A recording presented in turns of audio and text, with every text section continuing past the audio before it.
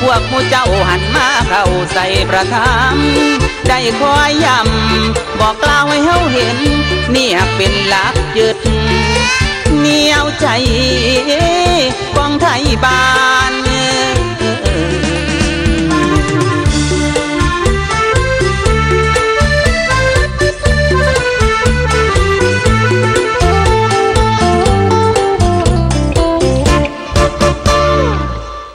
สาธุสาธุสาธุอนุโมทามิสถานีดีทีวีเป็นต้นแบบไม่ได้อิงได้แอบผลประโยชน์อื่นใดจัดตั้งมาเพื่อศาสนาและสังคมชาวพุทธทุกประทมคอยดูแลรับใช้มีศีลธรรมคุณธรรมนำมาให้แบ่งสรรปันไปให้ชาวพุทธได้อยู่ดีชาวพุทธทุกคนทุกชุมชนได้มีส่วนร่วมเพื่อความสุขของส่วนรวมได้สุขเกษมเกลม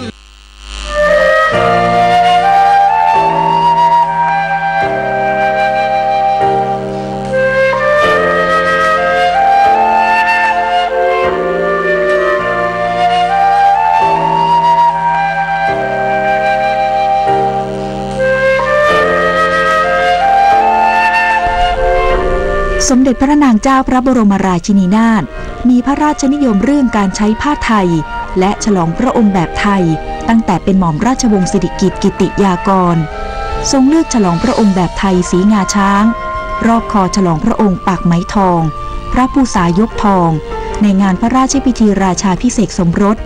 และทรงพระภูษาทองและทรงสะพักในพระราชพิธีบรมราชาภิเษกในช่วงปีพุทธศักราช 2503 สมเด็จพระนางเจ้าพระบรมราชินีนาถโดยเสด็จพระบาทสมเด็จพระเจ้าอยู่หัวไปทรงเจริญสัมพันธไมตรีกับนานาประเทศทรงเตรียมฉลองพระองค์ทั้งชุดสากลและชุดไทยมีพระราชดำริใช้ผ้าไหมไทยผ้าไทยและผ้ายกในการสร้างสรรค์ฉลองพระองค์เพื่อแสดงถึงความเป็นไทยพร้อมทั้งได้เกิดพระราช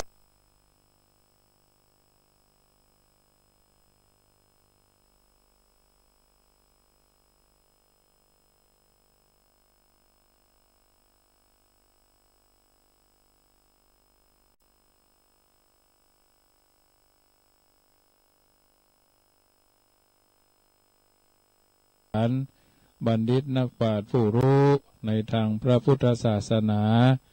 กล่าวเขียนตลอดจนจารึกบันทึกเอาไว้เอามาเอามาจ๋าเอามาอธิบายให้ญาติโยมสาธุชนได้ยินได้ฟังทุกคืนวันอังคารเนาะ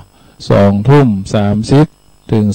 4:00 ถ้าบัดนี้ศาสนกิจต่างใดรายการเสียงธรรมก่อนรับตาอาตมาภาพพระมหาประสิทธมาภินันโทเจ้าอาวาสวัดจังกำประธานเผยแผ่ธรรมเพื่อพระพุทธศาสนาในนามของคณะสงฆ์หน่วยอบรมประชาชนประจำตำบลมะกอกก็ได้น้อมนำเอารายการนี้มามาจ๋ามาอธิบายให้ญาติโยมได้ยินได้ฟังแล้วก็จะได้น้อมนำไปเป็นข้อเตือนจิตสกิดใจดำเนินชีวิตอย่างถูกต้องท่องแท้ทุกคืนวันอังคารนั่นญาติโยมสาธุชนก็จะได้ยินได้ฟังอยู่เป็นลำดับน้อมทำคำสอนในทางพระพุทธศาสนามีมากยากที่จะพรรณนาให้จบในเวลาที่ต้องการและปรารถนา1 ชั่วโมง 30 นาทีญาติโยมก็สามารถฟังได้ปากันวันนี้ก็เป็นวันอังคารที่ญาติโยมสาธุชนอยู่ทางบ้านตั้งใจฟังเป็นวันศีลเป็นวันพระเนาะเป็นวันธรรมสวนะวันอังคารที่5 เดือนมีนาคม 2562เป็นวันเดือน5 ดับเดือนดับแฮม14 ค่ำดับหนสาธุชนคนดีท่านผู้มีจิตใจอันเป็นผู้ประกอบด้วยศรัทธาความเชื่อภาษาทะความร่วมใสก็คงจะไปวัดไปวาไปวัด ใกล้บ้านไปวัดที่เราปฏิบัติเช่นบรรพบุรุษถือกันมาปฏิบัติกันมาเข้าทำนองที่ว่าวัดก็เข้าพระเจ้าก็ไหว้บางคนนี่บ่ได้ไปวัดก็บ่เข้าพระเจ้าก็บ่ไหว้ก็เป็นเรื่องที่น่าคิดดิษนาของคำสองคำนี้วัดก็บ่เข้าก็บ่ให้ว่ามาโหเนื้อบ่โหใต้มาโหจารีตหีดห้อยอันยังต่ออันยังที่พ่อแม่ญาติผู้ใหญ่ผู้บัณฑิตผู้รู้ปฏิบัติกันมาบางทีก็เป็นป้อนน้อยป้อนนั้นบางทีก็เคยบวช3 เดือนบางทีก็เรียนหนังสือระดับสูงเวลาบ่ค่อยมีเนาะกับการกับงานวันนี้เป็นวันอังคารแล้วครูบาอาจารย์ที่เป็นผู้สอนทั้งหลายก็ขมักเขม้นตั้งใจที่จะได้อบรมบ่มนิสัยอบรมบ่มเพาะตลอดจนทำพิธีสอบปั๊บอันยังต่ออย่างหลายอย่างก่อนโรงเรียนจะปิดเทอมโรงเรียนทั้งหลายก็โดยเฉพาะเราที่จบม.3 ก็อาจจะไปสอบเข้าม.4 เราที่จบม.6 ก็อาจจะไปสอบเข้าปริญญาเรียนปริญญามหาวิทยาลัยอย่างต่ออย่างบางทีก็สอบโอเน็ตอินเน็ตตลอดจนสอบเอ็นท่านอย่างนั้นที่บนแข่งขันกันเปลี่ยนอยู่เรื่อยๆเปลี่ยนจนนักเรียนตัวบัตันบางทีบางครั้งก็มองว่าไปเอาทรัพย์ที่ไหนมาแต่ก่อนพวกก็มีน้อยสอบเอ็นท่านสอบเข้ามหาวิทยาลัยไปสอบกันต่ออย่างมันก็บ่วุ่นวายไปโตยหูดังฝรั่งโตยก้นฝรั่งเนาะก็อาจจะว่าบ่ผิดจะโยมไปโตยก้นเปิ้นเอาหูดังหูเปิ้นให้เปิ้นเฮาว่าเปิ้นฮือจู่หูดังเนาะเปิ้นแตงดังหัวก็โตยเปิ้นอยู่หั่นน่ะเอาพอนะเดี๋ยวก็อย่างอันเดี๋ยวก็อย่างอีอาจจะปิดโตยเปิ้นคือบ้านเปิ้นได้มาเอี่ยวบ้านเฮาอันนั้นอันนี้มันเป็นเรื่องที่มันโตยนี่มันถึงฮู้จักแล้วฮู้จักสิ้นฮู้จักเสียงฮู้จักสุดเนี่ยโยมเพราะฉะนั้นถือว่าเราต้องทำหน้าที่ของตัวตนให้ดีปัจจุบันวันนี้เรียนหนังสือก็คงจะบ่ต่างไปจากสุเนาะคือการฟังจิคือการคิดปุก็คือการถามลิก็คือการจดการฟังการคิดการถามการเขียนการฟังการคิดการถามการเขียนฟังคิดถามเขียนเนี่ยจบแน่ญาติโยมทุกระดับฟังคิดถามเขียนฟังคิดถามเขียนนึกมันเป็นหัวใจบัณฑิตง่ายๆฟังคิดถามเขียนอยู่ตลอดเวลาเพิ่นว่าอันอย่างไปเพิ่นบันทึกอันอย่างไปเพิ่นบรรยายอย่างไปอันนี้ก็ถือว่าเขาท่านทั้งหลายได้ทำหน้าที่ของแต่ละท่านที่ดีหน้าที่ความเป็นพ่อเป็นแม่เป็นครูบาอาจารย์เป็นเจ้าอาวาสเป็นปออาจารย์เป็นพ่อหลวงบ้านเป็นกำนันนายอำเภอผู้ว่ารัฐมนตรีอันอย่างขึ้นไปตามลำดับจนผู้บริหารระดับประเทศวันนี้เป็นวันศีลวันพระญาติโยมก็คงไปวัดไปวาไปสมาทานศีล5บางที่ก็สมาทานอุโบสถศีลวันนี้พระเจ้าประสงค์ลงอุโบสถเพราะว่าเป็นเดือนกาลปักเดือนขาดแหม14 ค่ำเป็นวันดับโหนบางวัดเพิ่นก็สวดปฏิโมกข์ฟังปฏิโมกข์แต่เจ้าตัวดีช่วงบ่ายก็ดีเป็นการอนุรักษ์ประเพณีพิธีกรรมพื้นบ้านเอาไว้ในธรรมภาธรรมวินัยเอาไว้เพราะฉะนั้นญาติโยมท่านสาธุชนท่านผู้ฟังทั้งหลายรายการธรรมะอันเป็นรายการเสียงธรรมก่อนรับถาก็น้อมเอิญเจริญพรให้ญาติโยมได้น้อมเอาไปเผยเกินข้อเตือนจิตสะกิดใจว่าทุกสิ่งทุกอย่างมีการเกิดขึ้นแปรปรวนลวนเลแล้วก็แหลกลานแหลกสลายไปในที่สุดเพราะฉะนั้นวันศีลวันพระท่านทั้งหลายพึงตั้งใจสมาทานศีล5ว่าพร้อมๆกับอาตมาไปก็ได้เนอะว่านะโมตัสสะภะคะวะโตอะระหะโตสัมมาสัมพุทธัสสะขอนอบน้อมแด่พระพุทธเจ้าผู้เป็นพระอรหันต์ตรัสรู้ชอบได้โดยพระองค์เองพระองค์นั้นขอนอบน้อมแด่องค์สมเด็จพระสัมมาสัมพุทธเจ้าผู้ตรัสรู้ชอบได้โดยพระองค์เองพระองค์นั้น ก็นอบน้อมแด่พระพุทธเจ้าผู้เป็นพระอรหันต์ตรัสรู้ชอบได้โดยพระองค์เองพระองค์นั้นพุทธังสรณังคัจฉามิข้าพเจ้าขอถึงซึ่งพระพุทธเจ้าว่าเป็นที่พึ่งธัมมังสรณังคัจฉามิข้าพเจ้าขอถึงซึ่งพระธรรมว่าเป็นที่พึ่งสังฆังสรณังคัจฉามิข้าพเจ้าขอถึงซึ่งพระสงฆ์ว่าเป็นที่พึ่งตุติยัมปิพุทธังสรณังคัจฉามิแม้ครั้งที่สองข้าพเจ้าขอถึงซึ่งพระพุทธเจ้าว่าเป็นที่พึ่งตุติยัมปิธัมมังสรณังคัจฉามิแม้ครั้งที่สองข้าพเจ้าขอถึงซึ่งพระธรรมว่าเป็นที่พึ่งตุติยัมปิสังฆังสรณังคัจฉามิแม้ครั้งที่สองข้าพเจ้าขอถึงซึ่งพระสงฆ์ว่าเป็นที่พึ่งตติยัมปิพุทธังสรณังคัจฉามิแม้ครั้งที่สามข้าพเจ้าขอถึงซึ่งพระพุทธเจ้าว่าเป็นที่พึ่งตติยัมปิธัมมังสรณังคัจฉามิแม้ครั้งที่สามข้าพเจ้าขอถึงซึ่งพระธรรมว่าเป็นที่พึ่งตติยัมปิสังฆังสรณังคัจฉามิแม้ครั้งที่สามข้าพเจ้าขอถึงซึ่งพระสงฆ์ว่าเป็นที่พึ่งนี้เรียกว่าไตรสรณคมต่อไปเป็นข้อสิกขาบท5ข้อดังต่อไปนี้ปานาติปาตาเวระมะนีสิกขาพะตังสมาธิยามิข้าพเจ้าขอสมาทานเอาซึ่งสิกขาบทข้อที่1คือละเว้นจากการฆ่าสัตว์และมนุษย์อาตินาตานาเวระมะนีสิกขาพะตังสมาธิยามิข้าพเจ้าขอสมาทานเอาซึ่งสิกขาบทข้อที่2คือละเว้นจากการลักทรัพย์ถือเอาสิ่งของที่เจ้าของบ่ได้อนุญาตกาเมสุมิชาจาราเวระมะนีสิกขาพะตังสมาธิยามิข้าพเจ้าขอสมาทานเอาซึ่งสิกขาบทข้อที่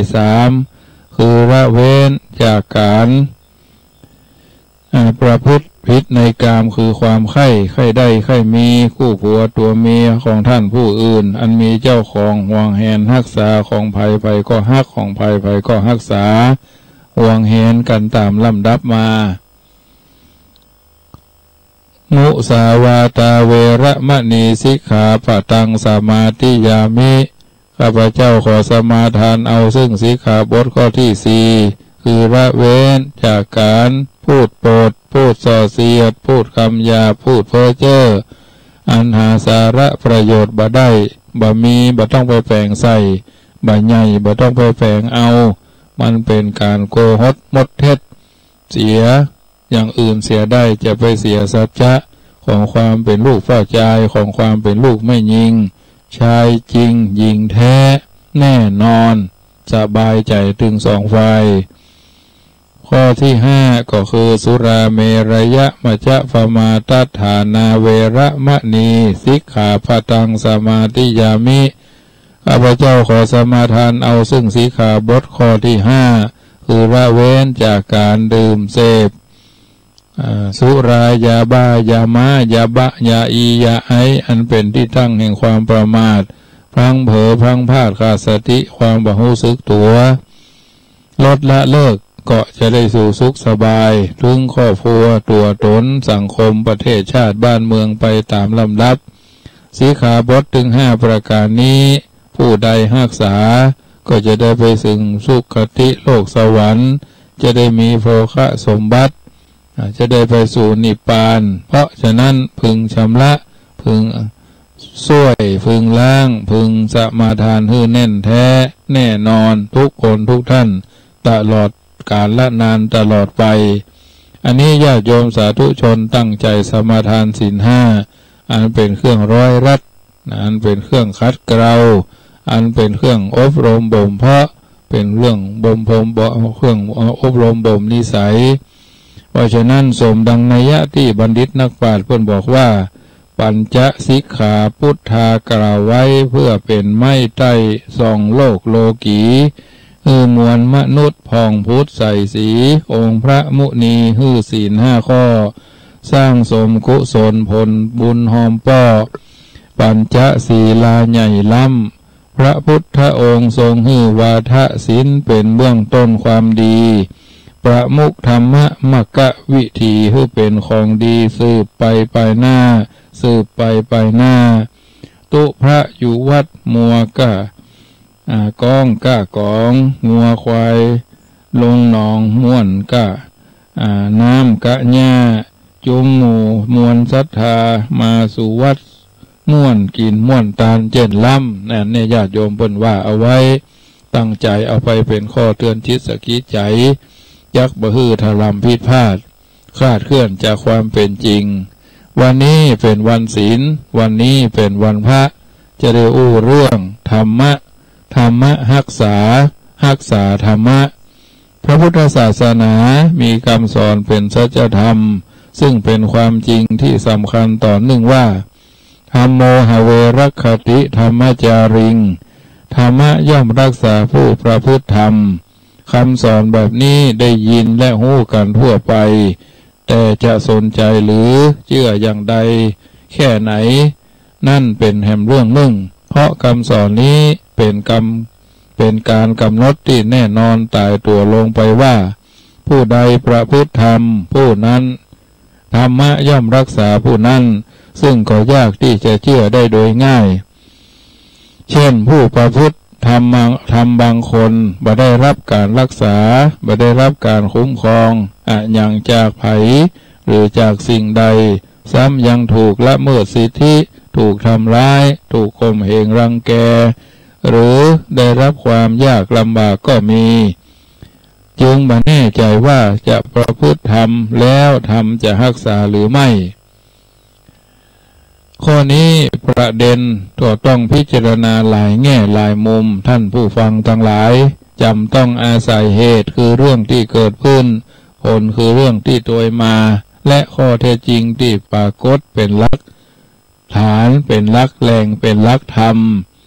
ธรรมะตามคำสอนข้างต้นหมายถึงคุณงามความดีคุณความดีความดีงามความถูกต้องความจริงเป็นต้นอันว่าสิ่งที่ห้องว่าคนงามความดีมีหลายประการเช่นความขยันความจริงใจความซื่อสัตย์ความกตัญญูความอดทนเป็นต้นเพราะฉะนั้นผู้ประพฤติธรรมย่อมหมายถึงคนที่ประพฤติอยู่ในหลักความดีมีคุณความดีเป็นหลักปฏิบัติในชีวิตประจำวันเช่นมีความขยันหมั่นเพียรมีความจริงใจซื่อสัตย์มีความกตัญญูมีความอดทนอดกลั้นเป็นคนเป็นต้นคนผู้ประพฤติเช่นนี้นับได้ว่าเป็นผู้ประพฤติธรรมและธรรมะนั้นย่อมรักษาผู้ประพฤติธรรมเช่นนี้ในคำสอนข้างต้นมีคำที่น่าสนใจอยู่คำหนึ่งคือคำว่าธรรมจารีคำนี้ปกติแปลกันแบบธรรมดาว่าผู้ประพฤติธรรมแต่แปลเต็มตามรูปศัพท์ได้ว่าผู้ประพฤติธรรมเป็นปกติคือปกติประพฤติธรรมเป็นนิสัย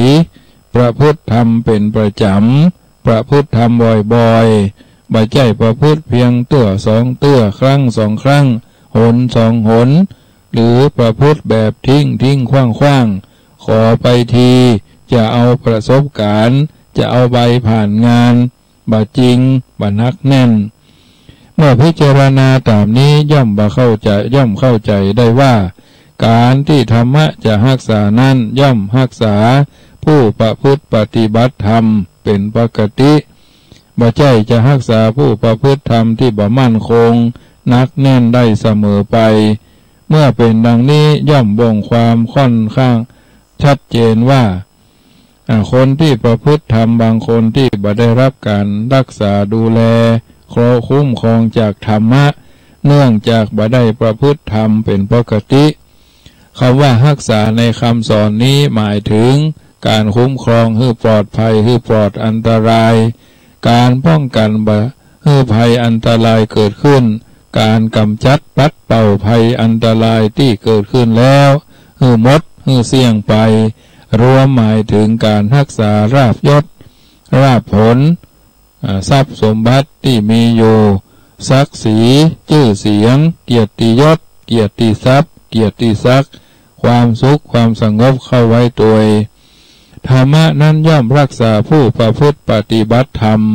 ผู้มีธรรมเป็นหลักดำเนินชีวิตผู้ประพฤติอยู่ด้วยธรรมได้อย่างแน่นอนขอให้ผู้ประพฤติปฏิบัติธรรมได้ปฏิบัติตามสมควรแก่ภูมิปัญญาถูกต้องมากกว่าถูกใจนักแน่นบักวัดไกวบักวัดแกว่งมั่นคงและเป็นประจำเท่านั้นสมัยพุทธกาลมีอุบาสกคนหนึ่งเป็นผู้มั่นคงอยู่ในธรรม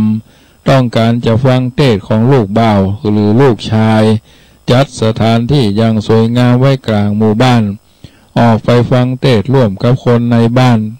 หมู่โจรเข้าไปบ้านของอุบาสิกาด้วยการขุดอุโมงค์เข้าไปอุบาสกรู้เรื่องแต่ก็ปล่อยวางว่าโจรต้องการอันยังก็ให้มันเอาไปแต่ตัวจะมาพลิกบ้านต้องการจะฟังเทศน์อย่างเดียวโจรหันใจเก็บสมบัติที่คนออกมาแล้วเข้าไปไว้ที่เดิมแล้วขอบวชอยู่กับพระลูกชายของอุบาสิกานั่นเรื่องนี้เป็นการแสดงถึงคนที่ประพฤติธรรมแน่วแน่ยอมสละแม้สมบัติแต่ก็บ่ยอมทิ้งความตั้งใจที่จะฟังธรรมธรรมะจึงได้รักษาคุ้มครองโดยสมบัติคืนและโดยได้สมบัติคืนและได้ฟังธรรมตามประสงค์เรื่องนี้เป็นเรื่องที่กล่าวไว้ท่านจึงบันทึกเป็นหลักฐานไว้ในคัมภีร์ว่าสมัยหนึ่งพระมหากัจจายนะได้จาริกไปอาศัยอยู่ภูเขาปวัตตะใกล้เมืองกุลระคะนครแคว้นอวันตีอุบาสกคนหนึ่งชื่อว่าโสนกุติกันนะโสนกุติกันนะเกิดความเลื่อมใสในพระเถระจึงขอบวชแม้พระเถระจะห้าม2 เตื้อ 3 เตื้อพรหมจรรย์นี้ว่าพรหมจรรย์นี้ฉันหนเดียวนอนคนเดียวตลอดชีพเป็นสิ่งที่ทำได้ยากแต่ก็ยังเกิดอุตสาหะอย่างแรงกล้าในครั้งที่3ได้อ้อนวอนพระเถระแถมพระเถระจึงให้บรรพชาจากนั้นก็มา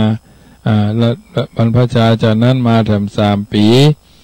ที่ได้อุปสมบทเพราะในที่นั้นกว่าจะได้เป็นจะได้พระภิกษุครองครบองค์แห่งการทำอุโบสถกรรมก็กินเวลาไปนักเมื่อได้อุปสมบทแล้วพระโสนะต้องการไปเฝ้าพระพุทธเจ้าจึงลาพระอุปัชฌาย์แล้วเดินทางไปเมืองสาวัตถีเมื่อถึงวัดเชตวันได้เข้าเฝ้าพระบรมศาสดาและรับโอกาสอันเป็นมงคลชีวิตคือพระพุทธเจ้าทรงอนุญาตให้พักในพระคันธกุฏีเดียวกับพระองค์พระโสนะได้ใช้เวลาส่วนใหญ่บอกพระคันธกุฏีอยู่นอกพระคันธกุฏีกลางคืนจึงมีโอกาสเมื่อจึงได้เข้าไปพักเสนาสนะที่ถึงแก่ตนรับนอนไปจนถึงใกล้แจ้งพระบรมศาสดานิมนต์ให้มาสวดพระสูตรให้ฟังขอโอกาสกราบขอโอกาสแล้วได้สวดพระสูตรจำนวน16 พระสูตรอันเป็นอัฏฐกะวัคคิกะมีกามสูตรเป็นต้นโดยทำนองสรพัญญะถวายครั้งนั้นสมเด็จพระผู้มีพระภาคเจ้า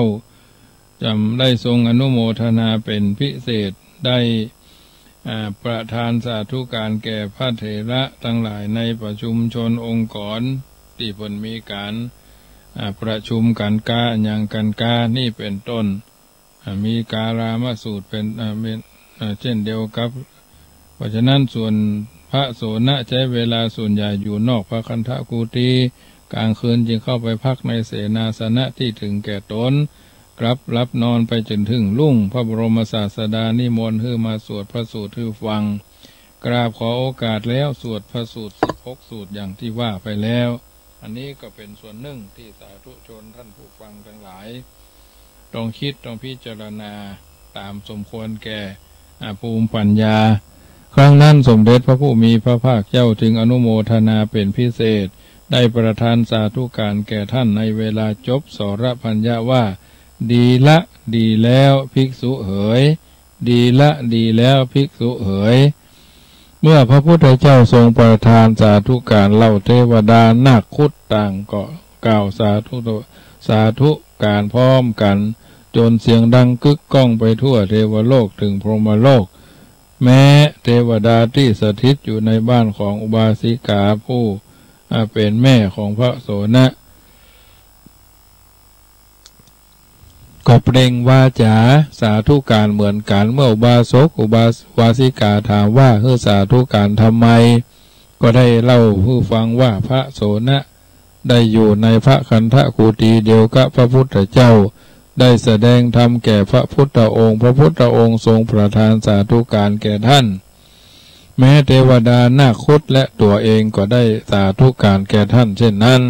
อุบาสิกาได้ฟังธรรมเกิดปิติอย่างล้นพ้นหาที่สุดบ่ได้ตั้งใจไว้ว่าหากพระลูกชายกลับมาจะนิมนต์ให้แสดงธรรมให้ตนและชาวบ้านได้ฟังพ้องพระโสนะได้กราบทูลขอพระพรจำนวนขอพร5 ประการต่อพระพุทธองค์ตามที่พระอุปัชฌาย์สั่งมาพร5 ประการก็คือ1ในปัจจันตชนบทให้มีภิกษุ5 รูปทำการอุบาสมบทได้ขอให้รองเท้าหลายชั้นได้3ขอให้อาบน้ำได้ทุกเวลา4ขอให้เจือใจเครื่องปูลาดที่ทำด้วยหนังได้5ขอให้รับจีวรผู้อยู่นอกสีมาสั่งถวายได้โดยแบบเป็นอาบัติเมื่อได้รับพุทธานุญาตแห่งพระพุทธเจ้าแล้วได้พำนักอยู่แถม2-3 วันจึงกราบทูลลาพระบรมศาสดากลับไปหาพระอุปัชฌาย์ฝ่ายวาสิกาโยมารดาของท่านหูข่าวว่าพระลูกชายกลับมาแล้วก็ดีใจไปวัดถวายภัตตาหารแล้วเรียนถามว่าไปเฝ้าพระพุทธเจ้าได้แสดงธรรมถวายพระพุทธองค์และพระพุทธองค์ทรงประทานสาธุการจึงจริงหรืออย่างใดเมื่อพระโสนะถามว่าผู้ได้รู้ได้อย่างใดจึงเรียนถามว่าเทวดาว่าแล้วนิมนต์เทวดาบอกแล้วนิมนต์ให้พระโสนะแสดงธรรมให้ตนฟังพ้องซึ่งพระโสนะรับนิมนต์แล้วก็แสดงตามที่โยมแม่ต้องการอันนี้ก็เป็นส่วนหนึ่งที่ญาติโยมสาธุชนเรื่องของพระธรรมอุบาสิกากลับบ้านแล้วสั่งการให้ปลูกประรำพิธีกลางหมู่บ้านเชิญขบวนชาวบ้านให้มาชุมนุมกันในวันนั้นเพื่อจะฟังธรรมพระลูกชายได้จัดแจงแต่งดาธรรมาสเป็นที่นั่งแสดงธรรมไว้อย่างจารีตพิสดารสวยงามตกแต่งประรำด้วยผ้าและใบและต้นไม้และต้นไม้ประดับเท่าที่หาได้แล้วบักกี่วันก็ทุกอย่างก็เสร็จเรียบร้อยถึงเวลานัดบ้านก็พากันไปที่ประรำพิธีนั่นอันนี้เป็นตัวอย่างสำหรับอุบาสิกานั้นตั้งใจเป็นพิเศษถือว่าเป็นบุญเป็นวาสนาเป็นปารมีที่ทำแล้วบักตะคิดตะขวงโดยกรณีใดๆทั้งสิ้นจึงได้บอกเราบริวารตนบริวารคนใช้และคนงานทั้งหมดไปฟังธรรมนั้นหญิงรับใช้คนหนึ่งอยู่เฝ้าบ้านเท่านั้นในที่ประรำพิธีแล้วคอยเวลาที่พระโสนะจะมาเทศน์ก็ในเวลานั้นโจร900คอยหาโอกาสที่จะเข้าไปทำโจรกรรมในบ้านของอุบาสิกาอยู่เมื่ออุบาสิกาจัดงานและมาอยู่ในบ้านจึงได้โอกาสเข้าไปในบ้านทำโจรกรรมโดยหัวหน้าโจรสั่งให้โจรที่เหลือเข้าไปขนทรัพย์สินออกมาแล้วไปแบ่งกันส่วนตนไปที่ประทำพิธีคอยดูว่าอุบาสิกาจะกลับบ้านเมื่อใดหรือแสดงอาการอย่างใดถ้าหากว่าเป็นอันตรายก็จะฆ่าเสียเรื่องของอุบาสิกานั้นล้อมด้วยกำแพงที่อยู่ของอุบาสิกาล้อมด้วยกำแพง7 ชั้นมีซุ้มประตู7 ซุ้มมีสุนัขดุคอยควบคุมอยู่ทุกประตูและมีคูที่ขุดไว้ริมชาย รอบเฮือนในคูนั่นใส่ดีบุกไว้จนเต็มซึ่งดีบุกเหล่านี้เมื่อถูกแสงแดดแล้วก็จะหลอมละลายเดือดพร่านอยู่ตลอดกลางคืนจึงจะเย็นและแข็งตัวขึ้นและที่พื้นดินระหว่างตัวเฮือนกับคู่นั่นกับคูนั่นก็จะขวางก็นั่นก็จะมีขวากเล็กใหญ่ปักไว้เป็นระยะเพราะเรือนนั้นมีการป้องกันแน่นหนาอย่างนี้และเจ้าของเรือนก็มีก็บ่ได้ไปไหนในวันก่อนหมู่โจรจึงได้มีโอกาสที่จะเข้าไปทำโจรกรรมได้เมื่อบาสิกาและคนในบ้านออกไปกันแล้วหมู่โจรได้ขุดอุโมงค์ลอดกำแพงและคูดีบุกเมืองดีบุกเนาะเข้าไปจนถึงในเรือนเข้าไปได้ในห้องเก็บอาหารปณะแล้วขนออกมาแม่หญิงรับใช้ที่เฝ้าเฮือนที่หันแกะหันเขาก็เล็ดลอดออกมาไปยังประลำพิธีแล้วก็บาสิกาทั้งหลายบาสิกากล่าวว่าหมู่โจรจะเอาอย่างก็เอาไปเตอะชอบจ่ายอย่างก็เอาไปเตอะเนี่ยเขาจะฟังธรรมกถาของพระลูกชายอย่าได้มารบกวนเลยเนี่ยนี่เลยหญิงรับใช้นั้นจึงกลับไปบ้านต่อมาหมู่โจรได้เข้าไปในห้องเก็บเงินแล้วขนออกมาแล้วแม่หญิงรับใช้ก็ใช้ที่กลับไปรายงานมาว่าบาสิกาวาสกก็มาบอกอย่างเติมว่าโจรจะเอาอย่างไปก็ขอให้เอาไปบ่ต้องมาบอกแถมเพราะเขารับใจเอาหญิงรับใช้ก็กลับไปนายบ่เมินบ่นานหมู่โจรก็เข้าไปลักของเกี่ยวของแล้วก็ขนทองออกไปมากมายอยู่หญิงรับใช้ได้หันก็รีบบอกอุบาสิกาอุบาสิกาก็คือภรรยาของเศรษฐีเนาะอันนี้ก็ถือว่าแม่หญิงกับคนรับใช้ก็ไปบอกบ่เมินบ่นานหมู่โจรได้เข้าไปในห้องเก็บของท้องพระโรงรุ่งท้องเก็บทองแล้วออกมาแต่งไว้หญิงรับใช้ก็รีบออกอุบาสิการีบขึ้นเงินรีบอุบาสิกาเหมือนเดิมอุบาสิกาจึงกล่าวว่านางตัวดีเจ้ามาหลายเตื้อหลายครั้งแม่เขาจะบอกว่าเป็นโจรเอาสมบัติไว้ตามใจชอบเจ้าจะฟังธรรมกถาของลูกบ่าวแต่เจ้าก็บ่ใจเอื้อเฟื้อต่อคำสอนของเฮาเลยยังขืนมาซ้ำๆซากๆอยู่ก็ถ้าเจ้ามาแถมข้างเจ้าจะทำสิ่งอันอย่างควรแก่บ่ควรเนาะเจ้าจงกลับไปบ้านเสียฝ่ายโจรที่คุมดูอุบาสิกาอยู่นั้นบาหันกิริยาของอุบาสิกาและหญิงรับใช้ได้ยินคำอู้ของนางชัดเจนจึงคิดว่าเอานำทรัพย์สินของหญิงเป็นปานนี้ไปจะต้องโดนฟ้าผ่าแน่นอนดังนั้นก็รีบไปยังบ้านของอุบาสิกาแล้วพักพวกก็นำสิ่งของที่กลับไปไว้ที่เดิมทุกอย่างโดยเร็วหมู่โจรก็ได้ปฏิบัติตามคำสั่งสอนทุกประการแล้วก็ยังไปแล้วก็ไปยังประรำพิธีนี่คือผลแห่งการปฏิบัติธรรมธรรมะย่อมรักษาผู้ประพฤติปฏิบัติธรรมอย่างที่พระพุทธเจ้าตรัสไว้เอาตั้นหลายก้อนไก่ลังสรรเลือกสรรเอาไปเป็นข้อเตือนจิตสกิใจตนตัวถูกต้องท่องแท้ว่าธรรมะย่อมรักษาผู้ประพฤติปฏิบัติธรรมธรรมะที่บุคคลประพฤติปฏิบัติดีแล้วย่อมนำความสุขมานี้เป็นอานิสงส์ผลแห่งการทำคุณงามและความดีที่ทำกันมาตามปกติลามูโจรได้เฮียนอยู่ในธรรมะชีวิตประจำวันฝ่ายพระโสนะได้แสดงธรรมจนถึง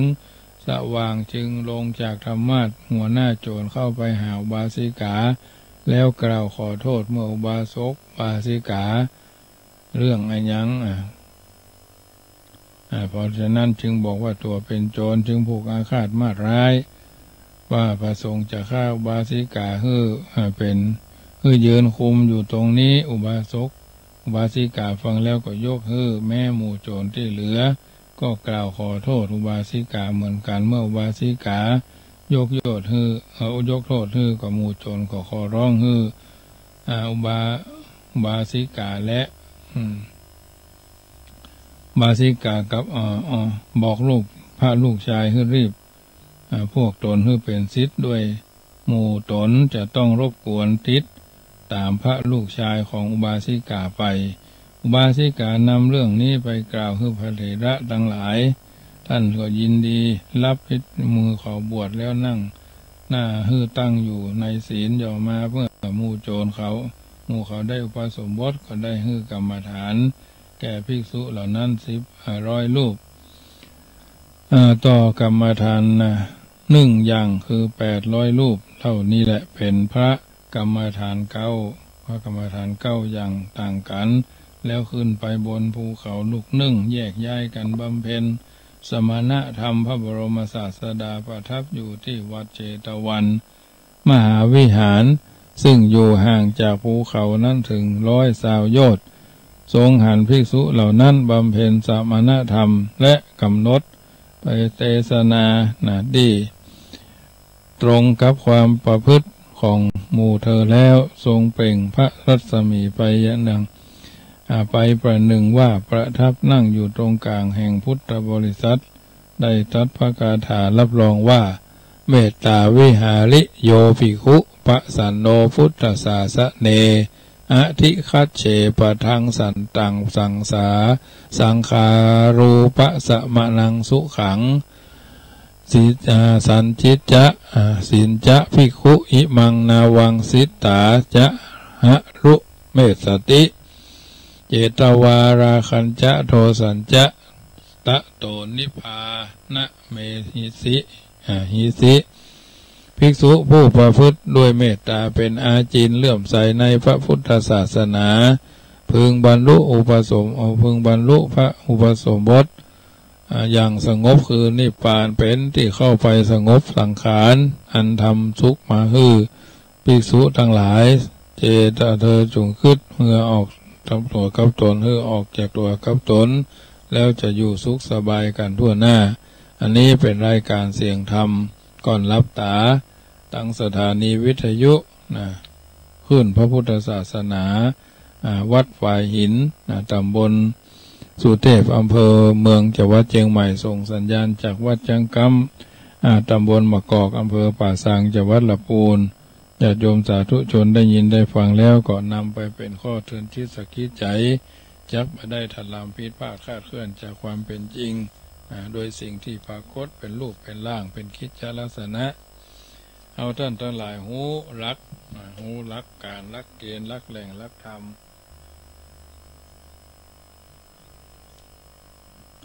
ก็จะได้น้อมนำเอาสิ่งเหล่านี้ไปเป็นข้อเตือนที่สักคิดใจอยู่เป็นประจำทุกสิ่งทุกอย่างถ้าเราทำมันสมหวังด้วยจิตใจ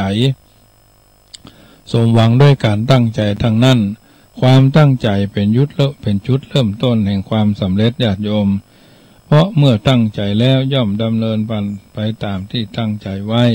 จากนั้นก็จะได้รับความสำเร็จโดยมาอันนี้ว่าไปตามธรรมดาในวงกว้างแต่ข้อเท็จจริงแม้จะเริ่มต้นด้วยความตั้งใจก็ไม่ได้ตั้งใจไปถึงกับถึงกาจุดหมายปลายทางหรือบ่ได้รับความสำเร็จสมหวังลังอันใดก็มีอยู่ทั้งนี้เพราะในระหว่างความตั้งใจกับความสำเร็จนั้นมีเงื่อนไขที่มีข้อแม้และมีประเด็นที่จะต้องเกี่ยวข้องขั้นกลางอยู่มากมายเช่นเมื่อตั้งใจเริ่มต้นแล้วแต่บ่ผ่านเงื่อนไขบ่ผ่านข้อแม้หรือบ่ผ่านประเด็นนั้นๆไปได้ความสำเร็จก็บ่เกิดขึ้นหรือเกิดขึ้นแต่บ่สมหวังเพราะฉะนั้นจึงหันผู้ที่มีความตั้งใจทำงานดำเนินกิจการต่างๆอย่างแข่งขันเป็นเบื้องต้นแต่ล้มแล้วแต่ก็ล้มเหลวในที่สุดหรือล้มเหลวในกลางคันก็มีเงื่อนไขหรือข้อแม้บางอย่างเป็นเรื่องที่ตนเองคิดตั้งขึ้นเองเพื่อให้ตนเองได้รับความสะดวกหรือได้รับผลประโยชน์โดยบ่ยากหรือเป็นที่สิ่งที่ตนคิดว่าเป็นอุปสรรคสำคัญที่เข้ามาขวาง กั้นในการทำงานเงื่อนไขหรือข้อแม้เช่นนี้ต้องผ่านฮือได้หนทางสู่ความสำเร็จจึงจะราบรื่นความตั้งใจนั้นจำต้องอาศัยองค์ประกอบต้องอาศัยเครื่องอุปถัมภ์แถมหลายอย่างมาเป็นตัวช่วยหากมีเงื่อนไขมีข้อแม้อันอย่างที่เกิดขึ้นต้องผ่านเงื่อนไขผ่านข้อแม้นั้นฮือได้หรือเมื่อมีประเด็นอันอย่างที่ทำฮือติดคัดมีปัญหาก็ต้องผ่านประเด็นนั้นฮือได้นะสิ่งที่ดำเนินการจึงจะมีความคล่องตัวเดินหน้าไปได้และได้รับความสำเร็จหากอาจจะผ่านเงื่อนไขหรือข้อแม้หรือประเด็นเหล่านั้นไปได้ก็อาจจะสำเร็จสมหวังได้เพราะฉะนั้นเมื่อมีความตั้งใจเบื้องต้นจำต้องรักษาใจให้มั่นคงเข้าใจไว้แน่วแน่บ่ท้อแท้บ่ท้อถอยก้าวไปตั้งหน้าอย่างมั่นใจหากมีเงื่อนไขมีข้อแม้มีประเด็นอย่างมากมาขวางกั้นแล้วก็ใช้สติปัญญาใช้อุบายวิธีที่ชอบธรรมะมาแก้ไขการมากำจัดมาบรรเทาหรือมาพลิกจากให้คือกลายเป็นดีโดยยึดความภาคเพียรพยายามความอดทนความซื่อสัตย์สุจริตและความถูกต้องเป็นหลักปฏิบัติอย่างมั่นคงทำได้ดังนี้สมความสำเร็จย่อมมีตัวมาอย่างแน่นอนความตั้งใจอย่างหนึ่งที่นิยมกันก็คือตั้งใจปรารถนาหรือตั้งความปรารถนาเมื่อทำความดีหรือทำบุญอย่างแล้วก็มักจะตั้งความปรารถนาขอหั่นน้อยนี่น้อยนะขออย่างอันขออย่างอี้ขอเป็นอย่างอันขอเป็นอย่างอี้หรือขอบ่เป็นอย่างนั้นบ่เป็นอย่างนี้ซึ่งการตั้งใจอย่างนี้ย่อมนำไปสู่ความสำเร็จได้เช่นเดียวกันหากสามารถทำสิ่งที่จะได้รับผลนั้นอย่างจริงจังท่องแท้ความตั้งใจปรารถนาโดยมุ่งผลอย่างใดอย่างหนึ่งจัดเป็นบารมีอย่างหนึ่งเรียกว่าอธิฐานปารมีอธิฐานปารมีอธิฐานอุปปารมีอธิฐานปรมัทธปารมีไมตรีเมตตากรุณามุทิตาอุเบกขาปารมีสัมปันโนอิติปิโสภควาอันนี้ก็ว่าได้ซึ่งสามารถทำสิ่งที่ดีที่งามซึ่งจะมีผลสำเร็จตามปรารถนาอย่างต่อเนื่องยาวนานบ่อยบ่แปรเปลี่ยนหรือหยุดนิ่งกลางคันซึ่งเรียกว่าบำเพ็ญปารมีย่อมจะได้รับผลสำเร็จตามปรารถนาอย่างแน่นอนบอกว่าจะความปรารถนานั้นจะอยู่ในระดับใดโดยที่สุดแม้ความปรารถนาพุทธภาวะคือต้องการเป็นพระพุทธเจ้าก็จักสำเร็จได้ด้วยการบำเพ็ญปารมีทั้งหลายในสมัยพุทธกาลณกรุงพาราณสีพระเถระองค์สำคัญองค์หนึ่งชื่อพระอนุรุทธเถระเป็นพระญาติของพระพุทธเจ้าได้รับการยกย่องว่าเป็นเอตัคคะเป็นผู้เลิศกว่าภิกษุทั้งหลายในทางมีทิพยจักขุนะในอดีตการครั้งพุทธเจ้าองค์ก่อนก็ได้ตั้งใจปรารถนาจะได้รับการยกย่องเป็นเอตัคคะทางนี้เหมือนกันจึงได้สร้างสัมบารมีมาอย่างต่อเนื่องบักขาดตอนท้ายที่สุดเมื่อเกิดมาแล้วและได้บวชในพุทธศาสนาของพระสิทธัตถกุมารเจ้าจึงได้รับยกย่องคือเป็นเอตัคคะในทางนั้นเรื่องความตั้งใจความปรารถนานี้จึงเป็นประการสำคัญยิ่งที่จะสร้างสรรค์ความสำเร็จในสิ่งที่ต้องการเกิดขึ้นได้โดยมีข้อแม้ว่าสามารถทำความดีทำบุญกุศลสร้างประโยชน์แก่ผู้อื่นอย่างแท้จริงต่อเนื่องจึงสำเร็จได้หากได้ตั้งใจปรารถนาเป็นไปอย่างนั้นอย่างนี้อย่างอันอย่างอี้ซึ่งเป็นตัวผลแต่บัดได้สร้างสรรค์ความดีงามบัดได้ทำบุญกุศลอันเป็นตัวเหตุอย่างนั้น อย่างเป็นชิ้นเป็นอันเป็นลักเป็นฐานเป็นลักเป็นแหล่งทำไปพอเป็นพิธีทั้งบ่ได้ทำอย่างเต็มใจหรือเต็มที่นักแม้จะตั้งใจปรารถนาจะได้รับผลอย่างใดก็บ่อาจจะรับผลได้อย่างง่ายนักเรื่องนี้มีตัวอย่างสำคัญท่านจึงบันทึกไว้เป็นหลักฐานคือเฮาท่านทั้งหลายสืบสารว่ากล่าวตักเตือนกันอยู่ตลอดเวลาว่าสมัยพระพุทธเจ้าทรงพระนามว่าปทุมุตตระกุลบุตรคนหนึ่งหันพระพุทธเจ้าทรงตั้งภิกษุรูปนั้นไว้ในตำแหน่งเอตทัคคะผู้มีทิพยจักขุในท่ามกลางพุทธบริษัททั้งสี่ก็เกิดความปรารถนาต้องการจะเป็นอย่างนั้นพ้องจึงนิมนต์พระพุทธเจ้าพร้อมภิกษุเหล่าทั้งหลายมาฉันภัตตาหารเป็นเวลา7 วันเป็นเวลา7 วันในวันสำคัญในวันสุดท้ายสำคัญก็คือได้ตั้งความปรารถนาว่าขอให้เป็นผู้เลิศกว่าภิกษุทั้งหลายผู้มีทิพยจักษุในอนาคตโดยเตอะอันนี้ก็เป็นส่วนหนึ่งที่ญาติโยมต้องคิดต่อมาพระพุทธเจ้าปทุมุตตระเสด็จปรินิพพานเขาได้ถามภิกษุทั้งหลายว่าจะต้องทำอย่างใดจึงจะมีทิพยจักขุหมู่ภิกษุได้บอกให้เขาทำตามโคมไฟเป็นต้นหลายพันต้นล้อมพระสถูปของพระพุทธเจ้าซึ่งสูง7 โยชนะกะนาแล้วเมื่อทำการปูจาด้วยประทีปเขาก็ทำตามนั้นหลังจากสิ้นชีวิตไปแล้วได้ไปบังเกิดเป็นบนเทวโลกจากนั้นก็เวียนว่ายตายเกิดอยู่ในโลกมนุษย์กับเทวโลกนับแสนกัปในกัปนี้เขาก็เกิดมาในตระกูลคนเข็นใจในเมืองพาราณสีก็มีชื่อว่าอันนะภาระอาศัยสุมาณะเศรษฐีเป็นอยู่โดยทำงานคนย่าเศรษฐีซึ่งเศรษฐีนั้นก็เป็นคนใจบุญถวายมหาทานเป็นประจำคราวหนึ่งพระปัจเจกพุทธเจ้าทรงพระนามว่าอุปาริทธะออกจากฐานิสโลออกจากนิโรธสมาบัติออกจากนิโรธสมาบัติเจกพุทธเจ้าองค์หนึ่งอุปาริทธะออกจากนิโรธสมาบัติก็เข้าคันธมาศแล้วก็ถือบาตรจำจีวรมาจากเมืองพาราณสีโดยฤทธิ์พอดีกับนายอนันนะภาระซึ่งหาบย่ามาท่านเข้าไปก็รีบถามว่าจะได้อาหารแล้วหรือยังเมื่อท่านตอบว่าจักได้เดี๋ยวนี้แหละก็ทราบความหมายในถ้อยทีถ้อยอาศัยคำนั้นด้วยความฉลาดจึงกราบเรียนให้ท่านทุกท่านหยุดรออยู่ก่อนแล้วจึงตั้งใจน้อมไปถวายหรือเลี้ยงแขกที่เพิ่นมาร่วม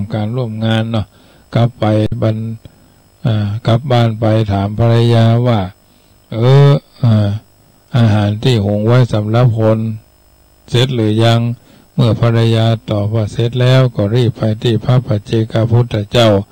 รับบาตรของท่านแล้วกลับมาที่บ้านภรรยาใส่อาหารลงไปในบาตรแล้วนำมากลับมาถวายภิกษุถวายในมือของพระปัจเจกพุทธเจ้าแล้วตั้งปรารถนาว่าก็ด้วยการทำทานครั้งนี้ขอให้ความพัดสนอย่าได้เกิดปรากฏแก่ครอบครัวคำว่าบ่มีนี่จะไปให้มันมีคนก็ให้ความสำคัญขอให้ตนพ้นจากทุกข์เลี้ยงชีพเพื่อเคืองให้เรื่องรุ่งเรืองราบรื่น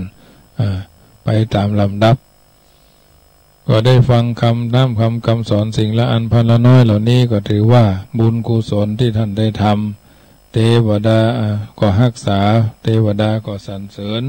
ท่านผู้รู้บัณฑิตนักปราชญ์ก็อนุโมทนากันไปตามลำดับอันนี้ถือว่าญาติโยมสาธุชนได้ยินได้ฟังแล้ว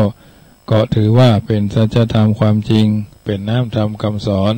ที่ท่านสาธุชนได้ยินได้ฟังแล้วก็นำไปเป็นพอเตือนจิตสกิจใจอยู่เป็นประจำนายอันนะภาระยังบัดฮับปากต่อพระ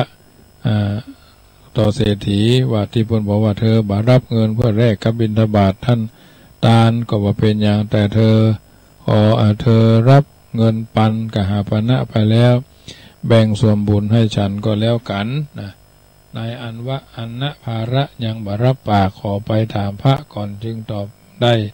ว่ากันแล้วในท่านพระปัจเจกพุทธเจ้าว่าท่านสุมาณะเศรษฐีฮือทรัพย์ปันหนึ่งแล้วขอส่วนบุญจากบิณฑบาตเที่ยวจากบิณฑบาตเที่ยวที่ถวายท่านก็กับผมทำอย่างใดพระปัจเจกพุทธเจ้านำข้อความนี้มาเปรียบเทียบและแก้ไขว่าในบ้านตระกูลหนึ่งมี100 หลังคาเรือนประทีปโคมไฟในเรือนหลังที่หนึ่งถูกจุดขึ้นอันที่เหลือก็นำไปจุบน้ำมันต่อไฟจากเรือนหลังนั่นแล้วก็ไปจุดที่โคมไฟดวงหนึ่งแสงสว่างจากประทีปโคมไฟดวงนั้นดวงนี้จะกล่าวไว้จะกล่าวไว้ว่ามีหรือบ่มีนะจุดที่โคมไฟดวงต่างๆแสงสว่างจากประทีปดวงเต็มจะกล่าวได้ว่ามีหรือไม่มีเมื่อตอบว่าแสงสว่างย่อมมีมากกว่านะท่านจึงบอกว่าฉันนั่นแหละท่านผู้เป็นบัณฑิตจะเป็นผู้อาจจะเป็นข้าวยาคูกระบวยนึ่งหรืออาภิญญาหรือภิกษาหารภักษาหารหนึ่งถ้าพีก็ตามบุคคลนั้นคือมีส่วนบุญในการถวายพระเจ้าพระสงฆ์และผู้เป็นวันิพกคนขอต่างหลายต่างๆคือคนอื่นไปเท่าใดบุญย่อมเจริญแก่ผู้นั้นที่ท่านได้ไปบิณฑบาตส่วนหนึ่งเท่านั้นท่านได้ส่วนแผ่บุญกุศลแก่เศรษฐีบิณฑบาตชื่อว่าเป็น2 ส่วนหนึ่งเป็นของท่านส่วนหนึ่งเป็นของเศรษฐีเมื่อเป็นดังนี้นายอันนะภาระจึงได้กลับมาบอกเศรษฐีให้ได้รับส่วนบุญของตนเมื่อเศรษฐีมอบเงินให้ปันกหาปณะเป็นค่าตอบแทนก็ตอบได้ว่าบาได้ขายบิณฑบาตแต่ให้ส่วนบุญด้วยศรัทธา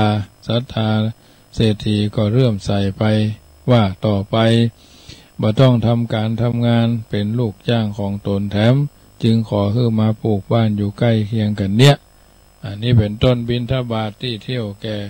ถวายแก่ภิกษุผู้ปราศจากนิโรธสมาบัติมีอานิสงส์มากมายหันปานนี้ทีเดียวนายอันนะภาระนั้นในพุทธรูปบาทการละนี้ได้เกิดขึ้นกับพระโอรสพระเจ้าพันอามิโตธนะพระคณิฐาของพระเจ้าสุโธธนะพุทธบิดาเมืองกบิลพัสที่นามว่าอนุรุทธะเป็นสุขขุมารชาติหนึ่งยิ่งมีบุญยิ่งใหญ่วันหนึ่งพระราชาขุมารทั้งหลายได้ไปเมืองกบิลพัสดูการละเล่นคุบเอาคะแนนด้วยการขายขนมมันก็เป็นคนคะแนนพูดว่าเอาคะแนนด้วยการขนมกันอยู่ด้วยกันกินขนมกันอยู่และอนุรุทธะแพ้จึงส่งคนไปที่ตำนักพระมารดาพระมารดาส่งขนมมาพระมารดาก็ได้จัดกิจกรรมตามนั้นเมื่อขนมมาแจกจ่ายกันแล้วก็เล่นคุบกันต่อไปเมื่อ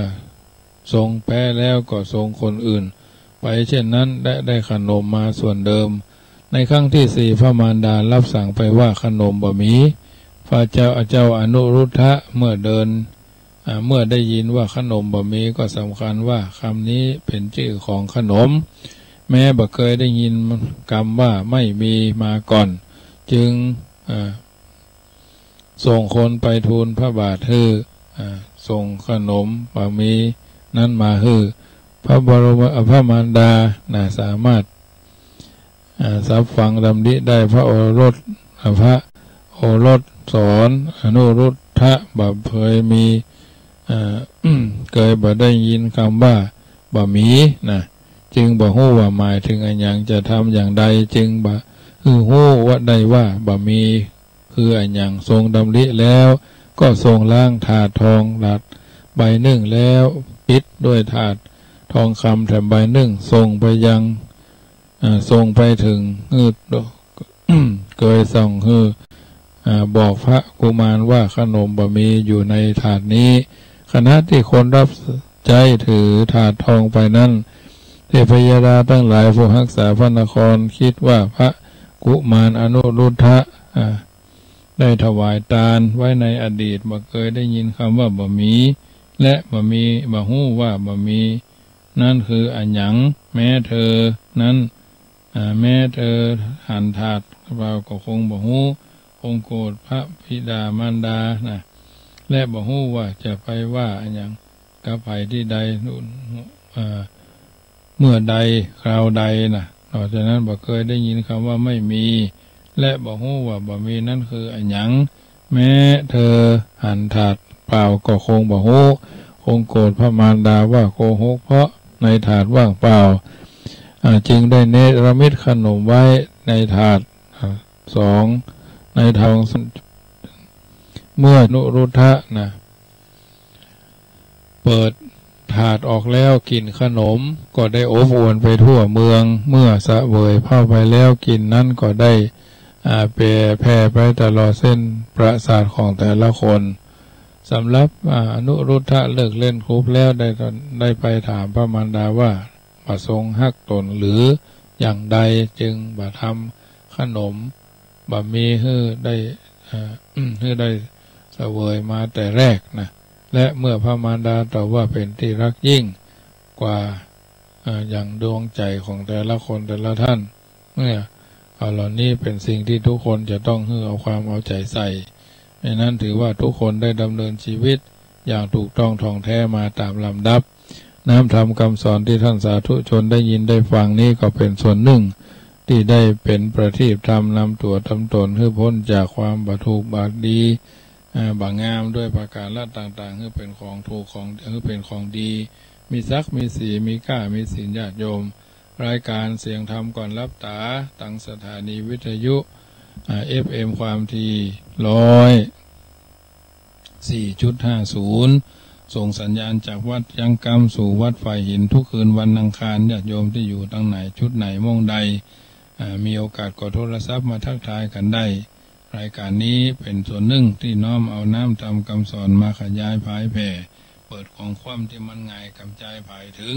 ทุกคนทุกท่านได้เกิดมาเข้าใจในอรรถธรรมเหล่านี้แล้วก็ถือว่าเป็นคนที่จะต้องมีจะต้องเป็นนะเพราะฉะนั้นรายการเสียงธรรมก่อนรับตาทุกคืนวันอังคาร20:30 นาทีถึง4 ทุ่มก็ได้ดำเนินรายการมาถึงช่วงสุดท้าย30 นาทีต่อนนี้ไปพี่น้องพ่อแม่ญาติโกโหติกากัลยาณมิตรสัมพันธ์กัลยาณชนมีจิตอันเป็นกุศลใครโทรศัพท์ทักทายเข้ามาก็โทรมาได้เนอะที่0861875325 0861875325 ได้เพราะฉะนั้นรายการนี้เป็นส่วนหนึ่งที่เป็นอาหารใจญาติโยมสาธุชนได้ยินได้ฟังช่วงนี้ใกล้จะเป็นงานบวชภาคฤดูร้อนบรรพชาอุปสมบทภาคฤดูร้อนของคณะสงฆ์โดยอบรมประชาชนประจำตำบลบกกอกณวัดจังกำญาติโยมสาธุชนที่อยู่ทางเชียงใหม่ฟังขึ้น 104.50 มีลูกบ่าวมีหลานบ่าวมีเหลนบ่าวบวชถึงพระถึงเนนเอาไว้โอกาสนี้ก็น้อมเอิญเจริญพรเนอะแจ้งความประสงค์จำนงหมายได้ที่วัดจังกำเป็นรุ่นที่15เฉลิมพระเกียรติสมเด็จพระเทพรัตนราชสุดาสยามบรมราชกุมารีผู้ทรงพระคุณอันประเสริฐ2 เมษายน 63 พระพรรษาวันที่25วันที่วัดจังกำนี้วันที่22 มีนาส่งตัวนาคถึงนาคตุนาคเนนวันที่23เป็นวันโกนหัวภาคแร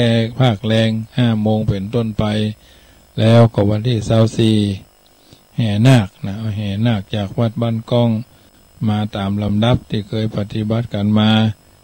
ในนั่งรถรางเนาะเฮาบริขี่ม้าอันนี้ก็มีโอกาสก็ร่วมกินร่วมทานกันได้เนอะแล้วก็วันที่25กินข้าวน้ำจ้ำข้าวงายขวายดีแจ้งดีขวายงามแล้วก็จะได้ทำพิธีบรรพชาอุปสมบท ณวัดจังกำตำบลมะกอกอำเภอป่าสังจังหวัดลำพูนบวชเนนตนละ 1,000 บาทเป็กทุเจ้าตนละ 2,000 บาทภัตตาหารเจ้า 1,500 ภัตตาหารเพน2,000น้ำดื่มตลอดวัน 1,100 บาทอันนี้ก็แล้วแต่จิตศรัทธาของท่านเนอะอยู่จุดไหนม่วงใดก็มีโอกาสก็มากินมาทานกันได้25 มีนาถึง 6 เมษาได้ปฏิบัติกันมาทุกปีอันนี้เป็นการสร้างศาสนาบุคคลที่เกิดแก่พระพุทธศาสนาวัดก็เข้าพระเจ้าก็ไหวจิตใจก็ใสสว่างรับตื่นยืนเตียวเหลียวพอต่อหน้าและรับหลังสบายกันเที่ยงแท้เพราะฉะนั้นญาติโยมแหมข้าวนึ่งก็วันที่13 เมษาเชิญร่วมทำบุญเป็นเจ้าภาพซื้อที่ดินให้น้องควายมีบุญน้องควายมีบุญน้องควายบุญลุ่งน้องควายที่ได้เอามาเลี้ยงที่วัดจังกำนี้นะตัวแรกมามีบุญทัดนั้นมาบุญลุ่งตัวที่3บุญรวมตัวที่4บุญเรืองแต่เจ้านี่พนมาถวายทำตัวบุญนะมีบุญมีบุญรุ่งบุญร่วมบุญเรืองบุญญาติโยมอันนี้เป็นสัตว์เดรัจฉานสัตว์มีคุณวันนี้ก็ได้ทำล้อมคอกคือได้อยู่ใกล้สะหลังวัดจังกำนี้นะญาติโยมมีกล้วยสุกมีบะกล้วยกามีแอปเปิ้ลมีกล้วยที่มันบางงามมันสุกเตี้ยสุกช่ำก็เอามาถวายอาตมาภาพฝันป้อนฮื้อกระยาฮื้อควายนะญาติโยมไปมีเฟืองนะตั้งใดก็มาตานได้มีเฟืองอยู่ตรงนั้นมีไผ่ไปเอาก็ท่านไปเอาคนเดียวเนี่ยก็บอกได้ญาติโยม0861875325 0861875325ก่อนอื่นก็ขออนุโมทนากับเจ้าภาพเจ้าสถานที่เป็นร่วมเป็นเจ้าภาพที่ดินวันที่13 เมษายน 5,000 ตารางเมตรตารางเมตรละ200 5,000 ตารางเมตรตารางเมตรละ200ณวัดจังกำน้อมเอิญเจริญพรเนอหมายมีนะญาติโยมสาธุชนที่ท่านสาธุชนที่ยังมีโอกาสก็น้อมเอิญเจริญพรนายมานิดนางนิพนธ์นางนิพันเตเจ้าสาเนาะซื้อร่วมทำบุญซื้อที่ดินบ้านวังดินลี่นะร่วมทำบุญกับรัชจังกำ1 ตารางเมตรอันนี้200 บาทก็ขออนุโมทนาท่านพระครูสังวรศรีระพิพัฒน์วัดสันกวาลร่วมทำบุญถวายที่ดินกับวัดจังกำ500 บาทก็ขออนุโมทนาเนอะถ้าท่านมาพ่อทองชัยเดช524บ้านห้วยการอำเภอบ้านโฮงร่วมทำบุญกับวัดจังกำแถม1 ตารางเมตรเนาะ1 ตารางร่วมทำบุญกับวัดจังกำซึ่งเจ้าก็ได้รับรายชื่อเนาะพ่อทองชัยเดชบ้านเลขที่254หมู่1บ้านห้วยการอำเภอบ้านโฮงตานไปหาเทพุทธเทวดาเจ้ากรรมนายเวรเจ้าเกียรติชะตาจำนวน2 ตารางเมตรนะ2 ตารางเมตรก็400 บาทได้รับไว้เป็นที่เรียบร้อยก็ขออนุโมทนาเนอะถ้านั้นมาก็หมายมีพ่อน้อยใจแม่ล่ามะนีวันบ้านเหล่าป่วย100 บาทแม่น้อยวันวา100 บาทเหล่าป่วยพ่อน้อยแม่หลง40 บาทเหล่าป่วยพ่อยุดแม่วันลุนยง100 บาทเหล่าป่วยบ้านพ่อคำแม่แก้วพาจันเมือง100 บาทจงรักบังคมเนตรบ้านห้วยไฟ200 บาทพ่ออินสอนแม่ลุนจันเปงบ้านเหล่าป่วยอำเภอดอยหล่อร่วมเป็นเจ้าภาพบวชเนน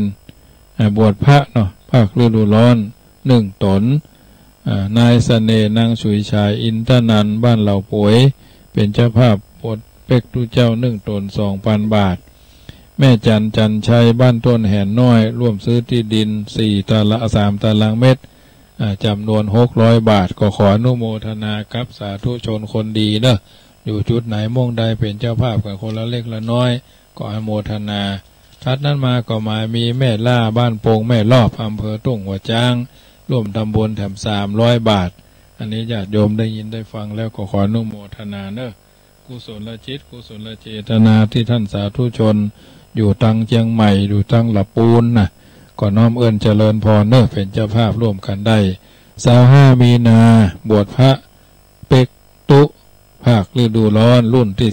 15ตู้เจ้าตนละ2 ปันเนนตนละ1 ปันภัตตาหารเจ้า 1,500 บาทภัตตาหารเพน 2,500 บาทน้ำปานะตลอดวัน 1,500 บาทนอกนั้นตามเจตนาภายจะถวายข้าวสารอาหารแห้งกะปิน้ำปลารองเท้าแตะผ้าเช็ดตัวสบู่ยาสีฟันผ้าห่มมุ้งหมอนที่นอนได้น้อมเอิญเจริญพรเนอะบัดได้มีลูกบ่าวบัดได้มีหลานบ่าวบัดได้มีเหลนบ่าวก็ให้เป็นเจ้าภาพเอาลูกท่านมาเป็นลูกตัววันที่15 มีนาถึง6 เมษามาเลี้ยงเพนช่วงนั้นก็ได้แล้วแต่พร้อมเนาะนี่ก่อนน้อมเอิญเจริญพรเนอะวันที่13 เมษาเจริญร่วมทำบุญสื่อโพราชตาตอดผ้าป่าสมทบทุนซื้อที่ดินให้น้องควาย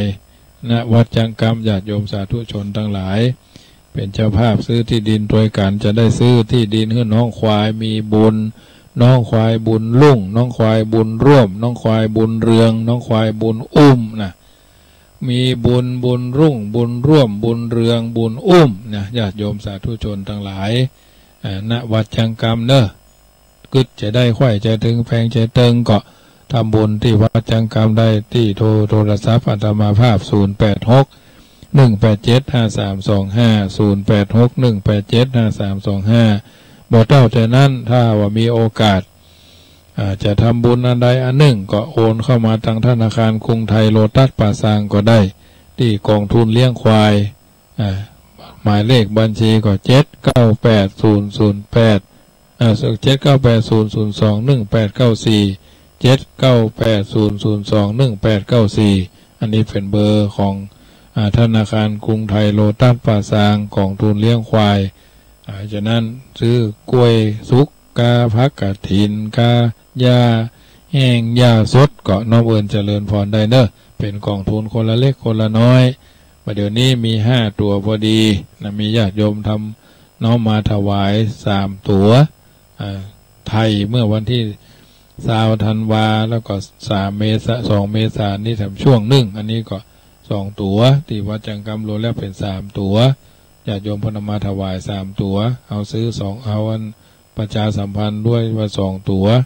อันนี้ก็มีโอกาสมีจังหวะก็ผ่านไปผ่านมาเนอะญาติโยมร่วมกินร่วมทานร่วมด้วยช่วยกันคนละเล็กคนละน้อยสิ่งใดสิ่งหนึ่งที่เราอยู่ช่วยกันก็ถือว่ามีหลักแห่งสารานิยธรรม6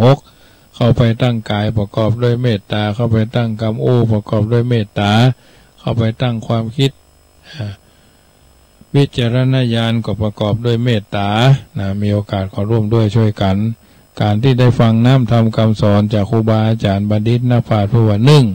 ได้ทบทวนคุณของพระพุทธเจ้า56ได้ทบทวนคุณของพระธรรมเจ้า38ได้ทบทวนคุณของพระอริยสังฆเจ้าพ่อแม่เนาะคุณพ่อคุณแม่คุณครูบาอาจารย์ได้สมทบทวนได้สำรวจตรวจสอบเพื่อครบเนาะคุณพ่อ21คุณแม่12ทานศีลภาวนาที่เขาได้ทำกันมาอยู่เป็นลำดับอันนี้ก็มีโอกาสก็ร่วมกินร่วมทานกันได้เนอะแล้วก็เรื่องปล่อยหลวงก็วันที่10 มีนานี่ก็ปล่อยหลวงวัดไม่แรงนะวัดไม่แรงทัดนั้นมาก็มีปล่อยหลวง30 31ปล่อยหลวงวัดกูแก้วนาคราชกูแก้วนาคราชตำบลน้ำดิบวังสวนกล้วยเนาะอันนี้ขออนุโมทนาทัดนั้นมาก็หมายมีงานทำบุญเนาะปล่อยหลวงที่วัดนั้นบ้านหวายฉลองแต่ตั้งเจ้าอาวาสเพิ่นโตยเนาะวันที่31 มีนาเขาเนี่ยญาติโยมมีโอกาสก็กินทานไปเหนือไปใต้เอาบ่ได้อยู่คนเดียวเนาะอยู่คนเดียวสบายแต่ไม่สนุกอยู่ร่วม2 ครองทุกข์สนุกแต่ไม่สบายอยู่คนเดียวสบายแต่ไม่สนุกอยู่ร่วม2 ครองทุกข์สนุกแต่ไม่สบายอันนี้เป็นวลีกรรมที่บัณฑิตนักปราชญ์เพิ่นว่าเอาไว้ค่ำคืนของวันศีลวันพระญาติโยมสาธุชนไปวัดกันช่วงเจ้าใส่บาตรกันช่วงเจ้าบางคนก็ไม่ได้ไปอยู่ทางบ้านทางจองฟังกันแล้วฟังอย่างใดอย่างหนึ่งก็โทรศัพท์เข้ามาทักทายกันได้เนอะอาตมาภาพจะได้ก่อนนำรายการจะท่านไปจะได้เข้าห้ามคำสอนเรื่องมรณานุสติเอาไว้ว่าคนเฮามนุษย์ในโลกสับสนเกิดมาเป็นคนบนผืนโลกล่าเฮามีความตายรออยู่เบื้องหน้าบ่มีไผมาล่วงพ้น แล้วแต่บุญกรรมจักนำซ้ำซ้นไผบ่หลีกพ้นสักลายวันเกิดเฮาฮู้บ่แน่วันตายมนุษย์หญิงใจเหมือนกันจุผู้ยังบ่ตายชีวิตต้องสู้หิหาเลี้ยงดูปากต้องเป็นทุกข์ใหญ่หลวงมีบ่วงจ้องก้องมาหวันเกี่ยวข้องปัวพันบ่ได้บรรลุถึงอรหันต์เพราะบ่วงมาปันติดหวันโลกกว้างบ่วงฮักลูกหลานวงวานรอบข้างบ่วงฮักเมียแมงร่วมเมียแปลงร่วมชิดบ่วงฮักสมบัติมัดแน่นหนาชิดลงกึดว่าอันของกูให้นาป่าตั้งตึกรามสวยหรูบ่ได้กึดดูฮือหูที่แจ้งเป็นตัวตันหาเข้ามาเติมแท่งบ่กึดคอยแยงที่จันบ่ใจของไผ่ของใดทั้งนั้นอย่าหลงยึดมั่นมัวเมาเป็นของสมมุติของเฮาของเขาตายแล้วก็เอาไปตัวบ่ได้แม่ศพซากตนคนเอาเผาไหม้บ่เหลืออันใดเคลื่อนข้างเหลือชั่วกับดีบ่มีม้วยมั่งคือผลที่สร้างยังคนทำดีละไว้คนได้สักเสริญทำชั่วคนเมินเปิ้นบ่อวดอ้างมีไว้ประดับกับไว้โลกกับไว้กับโลกกว้างสืบต่อยาวนานชั่วฟ้าอยู่กู้โลกีบ่มีต่ำจ้าฮือเฮาตั้งหน้าทำดีถึงจักมวยมิตรดับจิตเป็นผีเน่แต่ว่าความดีมีไว้โลกล่าจวบนิรันดร์การยาวนานไปหน้าไผ่บ่อนินตาว่าให้หนีเปิ้นเสียดายตายเปิ้นเล่าไว้คำสอนลุ่มใต้เมืองคนเกิดมานึ่งเตื้อก็ตายนึ่งหนเกิดมาเป็นคนทนทุกข์จ้องจนตายเป็นผีดีเข้าหีบล่องจบตามทำนองป้นทุกข์เกิดตายมาหลายเช่นยุคตั้งแต่โลกตั้งมีมาแม้องค์พุทธธรัตน์ปัญญายังมรณาดับขันจนได้เฮาปุถุชนคนอยู่ลุ่มใต้นับประสาใดหลีกพ้นมีเข้ามีของเงินทองเหลือล้นบ่ได้หอบโดนปลาไปเมียแปลงผัวฮักก็สุดวิสัยบ่ได้ปลาไปละไว้อยู่บ้านแต่งข้าวสารมานับว่าเขาเล่าต้านมือหมู่วงวานพี่น้องบ่ต้องสงสัยร้องให้ร่ำร้องมันเป็นของถูกต้องธรรมดาถึงจักห้องให้เลือดนองออกตาบ่พลิกคืนมากับฟื้นคืนได้เป็นอนิจจังสัตว์โลกลุ่มใต้มันหากเป็นไปอย่างอี้วสานไขการกล่าวจี้จบเสียเต่าอี้เอวังอันนี้ญาติโยมสาธุชนท่านผู้ฟังทั้งหลายบัณฑิตนักปราชญ์เพิ่นกล่าวเอาไว้อาตมาภาพก็ก้นใกล้เอามาเอามาจ่าเอามาอธิบายญาติโยมสาธุชนที่อยู่ต่างบ้านฟังแล้วนำไปเป็นข้อเตือนจิตสกิดใจสอนตัวสอนจิตสอนใจให้อยู่ตลอดเวลาทุกคนนั่นได้เป็นเกิดมาเป็นชาวพุทธมาพบพระพุทธศาสนาคุณงามและความดีที่เราได้ทำมาเป็นสัจธรรมที่จะคุ้มครองปกป้องขจัดปัดเป่าอุปัฏฐวะกังวลอนตรายให้เราท่านทั้งหลายอยู่สุขสบายไปตามลำดับบางสิ่งบางประการเราอาศัยคนนั้นคนนี้ต้องเพียรพยายามไปจนกว่าจะบรรลุวัตถุประสงค์และเป้าหมายพยายามไปจนกว่าความสำเร็จจะโดยมาวิริเยนะทุกขมัจเจติความคนจะล่วงทุกข์ไปก็เพราะว่าความเพียรเพิ่นจึงบอกว่าก้าวน้อยค่อยก้าวทีละขั้นอาจถึงขั้นเทียมเท่านกเขาเหินตีละขีดวินาทีเข็มชี้เดินประกอบเกินกว่ากับการพุทธันดรการก่ออิฐติดแน่นแผ่นละครั้งจนเป็นวัดเป็นวังสูงใหญ่เยี่ยมเทียมสิงขอนทีระยศวารินทะดินดอนเป็นสาครใหญ่กว้างเวิ้งว้างครันอันความจนความมั่งมีอยู่ที่ตัวความดีชั่วก็อาศัยในรูปขันธ์ตั้งสติเตือนใจให้สำคัญจะพบสันติสุขทุกเมื่ออันเนี้ยสัจธรรมความจริงที่ท่านสาธุชนได้ยินได้ฟังแล้วก็นำไปเป็นข้อเตือนจิตสกิดใจดำเนินตัวตนให้อยู่ในกรอบแห่งความถูกต้องเพราะท่านทั้งหลายมีพระพุทธเจ้าเป็นผู้นำมีพระสัทธรรมเป็นแผนที่มีพระอริยสงฆ์เป็นผู้ชี้ ตัวเฮาคือแหล่งแห่งการทำดีและก็ทำชั่วดีชั่วอยู่ที่ตัวเฮาทำสูงต่ำอยู่ที่เฮาทำตัวทุกคนทุกท่านได้ฟังน้ำธรรมคำสอนในทางพระพุทธศาสนาจากรายการเสียงธรรมก่อนรับตาตั้งสถานีวิทยุสมาพันธ์วิทยุพระพุทธศาสนาอาเซียนวัดฝ่ายหินอำเภอเมืองเชียงใหม่ส่งสัญญาณจากวัดจังกำตำบลมะกอกอำเภอฝ่ายสางจังหวัดลำพูนอาตมาภาพพระมหาประสิทธธรรมาภินันโทวัดจังกำตำบลมะกอกอำเภอฝ่ายสางจังหวัดลำพูนได้อธิบายน้ำธรรมคำสอนมาถึงช่วงสุดท้ายก่อนนำรายการจากท่านไปท้ายที่สุดนี้ขอรัตนาเอาคุณพระศรีรัตนตรัยปั่นโชคอวยใจให้ท่านทั้งหลายได้กินได้ทานได้ไปหยาดน้ำเมียดหมายตานณวัดวาอารามสำนักสงฆ์ที่พักสงฆ์วันคล้ายวันเกิดคณะญาติพ่อแม่ญาติผู้ใหญ่ที่ท่านทั้งหลายตั้งใจกระทำบำเพ็ญกันอยู่แล้วตั้งใจหยาดน้ำก่อนรับตาในคืนนี้ว่าอิตังเมยาตินังโหตุสุขีตาหนตุยาตโยอิตังโวมัตตุบูภาราชตานังธรรมเตสนาตานังธรรมสวนะตานังนิปานะปัจจโยโหตุโวนิจังโดยว่าวันนี้ก็เป็นวันอังคารที่5 เดือนมีนาคมพุทธศักราช2562ศรัทธาทายกทายิกาผู้ตั้งใจฟังรายการเสียงธรรมก่อนรับตาตั้งสถานีวิทยุสมาพันธ์วิทยุพระพุทธศาสนาอาเซียนวัดฝ่ายหินอำเภอเมืองเชียงใหม่ส่งสัญญาณจากวัดจังกำตำบลมะกอกอำเภอป่าซางจังหวัดลำพูนตนตัวแห่งอาตมาภาพพระมหาประสิทธธรรมาภินันโทเจ้าอาวาสวัดจังกำประธานหน่วยอบรมประชาชนประจำตำบลมะกอกได้ริศนาตั้งอกตั้งใจเอาน้ำธรรมคำสอน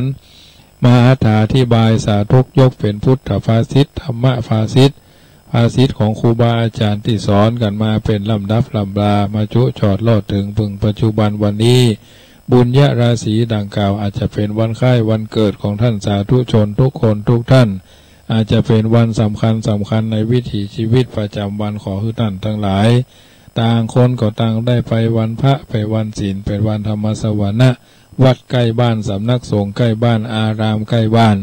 เป็นการไปฮื้อตานเป็นการชำระความโลภคือรักษาศีลเป็นการชำระความโกรธบำเพ็ญจิตตภาวนาเป็นการชำระความหลงอันเป็นมรมนทินอันหุ้มห่อจิตใจคือท่านทั้งหลายได้ยินได้ฟังน้ำธรรมคำสอนได้พบผลต่างแห่งการดำเนินชีวิตว่าฝ่าที่เป็นเครื่องมือส่องเดินทางของคนเดินทางในเวลาเมื่อคืนธรรมะเป็นเครื่องมือส่องเดินทางของคนเดินทางตึงเมื่อวันตึงเมื่อคืนบัดนี้รายการเสียงธรรมก่อนรับตาประจำคืนวันอังคารทุกวันอังคาร20:30 นาทีถึง4 ทุ่มก็คิดว่าพอสมควรแก่เวลาจะขอนำรายการจากท่านไปก่อนบุญใดกุศลใดอันเป็นไปโดยชอบประกอบด้วยมโนสุจริตบุญนั้นคือกลับกลายเป็นธรรมะเดชะเป็นภรวะปัจจัยเป็นอุปนิสัยนำส่งอภิบาลประทานพรคือท่านสาธุชนที่ได้ยินได้ฟังน้ำธรรมคำสอนรับเป็นสุขตื่นเป็นสุขกันทั่วหน้ารัตนัตตยานุภาเวนะรัตนัตตยะเตจสาพุทโธโยแก้วกาดพระพุทธเจ้าย้ายบาทอิติปิโสภควาธัมโมโยแก้วกาดพระพุทธเจ้าย้ายบาทอิติปิโสภควาสังโฆโยแก้วกาดพระพุทธเจ้าย้ายบาทอิติปิโสภควาพุทโธบังซ้ายธัมโมบังขวาสังโฆบังกายาอะระหังบังเกสาอะระหังพุทโธนะโมพุทธายะรายการเสียงธรรมก่อนรับตาประจำคืนวันอังคารก็หมดลงแล้วขอนำรายการจากท่านไปก่อนมีโอกาสจังหวะเวลาโทรศัพท์หาได้ที่0861875325 ท้ายที่สุดนี้ขอเจริญพรอนุโมท